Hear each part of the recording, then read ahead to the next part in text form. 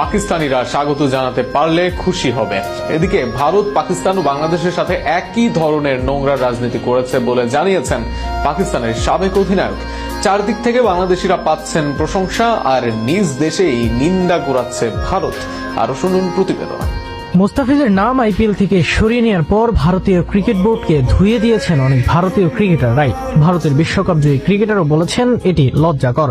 এদিকে এই সুযোগে বাংলাদেশিদের আপন করে নিচ্ছে পাক ক্রিকেটাররা। নিজের অফিসিয়াল ফেসবুক পেজে ফিজের ছবি দিয়ে পাক ক্রিকেটার সালমান লিখেছেন, যদি একজন বাংলাদেশিকে নিষিদ্ধ করে ভারত খুশি হয় হতে দিন। আমরা পাকিস্তানিরা আমাদের বাংলাদেশি ভাইকে পিএসএল এ স্বাগত জানাতে পারলে খুশি হব। ভারতের উগ্র হিন্দুত্ববাদী রাজনৈতিক ও ধর্মীয় নেতাদের দাবির মুখে মুস্তাফিজকে আইপিএল থেকে বাদ দেওয়া হয়েছে। ফিজকে ছেড়ে দিতে কলকাতা নাইট রাইডার্সকে নির্দেশ দিয়েছে ভারতীয় ক্রিকেট কন্ট্রোল বোর্ড। এর আগে দুবাই অনুষ্ঠিত আইপিএল নিলামে আগ্রহের শীর্ষে ছিলেন Mustafizur Rahman. Delhi Capitals, Chennai Super Kings ও